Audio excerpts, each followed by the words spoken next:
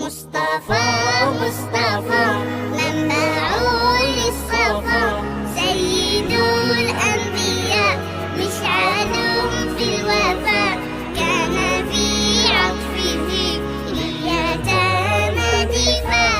مصطفى مصطفى منبع للصفا، سيد الأنبياء مشعل في الوفاء، كان في عطفه لليتامى دفاع. حن قلبي له فاض شوقا إليه، ليس أرجو سوى شربة من يديه. الصلاة عليه والسلام عليه، للسماء ارتقى فأتى بالنقاء، وغدا وجهه نيرا